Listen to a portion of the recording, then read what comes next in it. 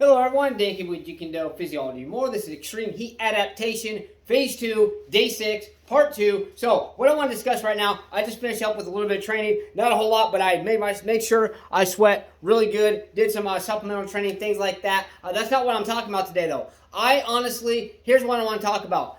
The human body, I've said this before, and I'm going to continue to say it again. The human body is capable of adapting to absolutely anything. I'm going to say that again. The human body, as we are capable of adapting to absolutely anything. I mean anything, okay? And I know I'm not the only one out there who is proving this theory, but it feels great that I can be another one to continuously prove this theory in life. For all you doubters out there, for all you haters out there, people saying, oh, I can't run, I can't do this, I can't do that. Okay, maybe you have shot knees, this and that. Yeah, there might be some things that could be possibly preventing you from doing some things, but that does not mean that you cannot excel in other ways to defy the odds of science or the whatever the hell you want to call it out there. There's so many people that are doubting. They're probably doubting you, and they're probably putting things in your head which is making you believe that you can't adapt to this. But we can adapt to anything. We can adapt to the cold. We can adapt to the heat. Okay, we can adapt to different stresses of life. For instance, physical activities. Think of it like this. Okay,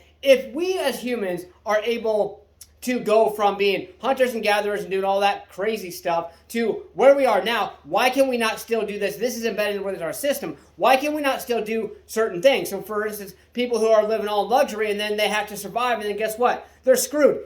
Technically, they're not screwed, but in their mindset, they're so used to that luxury that they just feel like they can't. And maybe they were raised in that, basically in a rich or a stable environment. I'm not saying there's anything wrong with that, but say they're raised in a stable environment. The thing is, we can readapt. So if you live in luxury or a high-class area, whatever, and you have to learn to survive, you can readapt to that. Yes, it's going to suck. Yes, you might get a little bit down on yourself. Yes, you might get a little frustrated, and you might feel like, hey, I don't want to be here anymore. But guess what? It is possible. It is possible, and it is possible. Anything is possible in life. Us as humans, like I said, we can adapt to absolutely anything. It feels great because ever since Thursday, which is once again the craziest thing I've ever done in the damn heat, honestly, I feel like I can just handle so much heat now.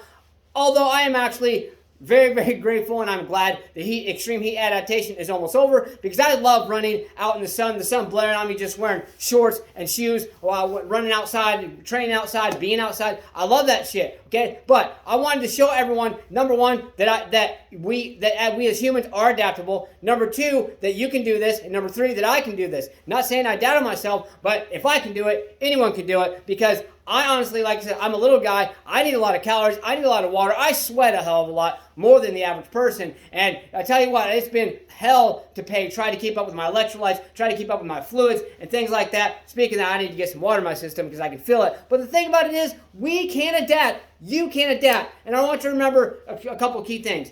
Good things are supposed to happen to me. Say this to yourself. Good things are supposed to happen to me.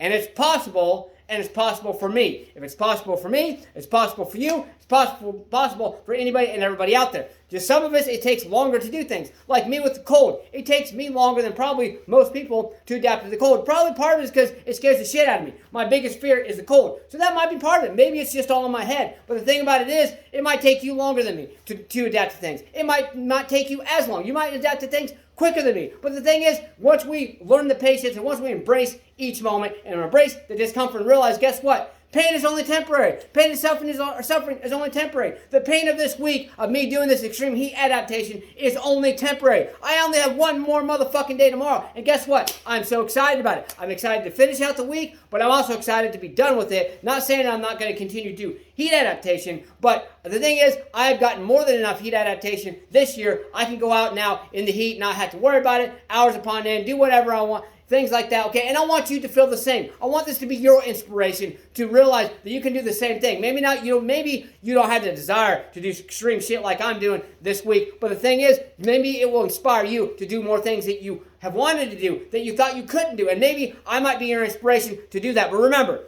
self-motivation is the only true type of motivation. You must act upon it or it is useless. Let's get to stay motivated, believe in yourself, believe you can do it, and believe that you deserve it. Let's get out there. Let's go smash, punch, kick that like button. Just don't break it. Let's get to do something. Pick yourself up, get your ass moving. Let's go.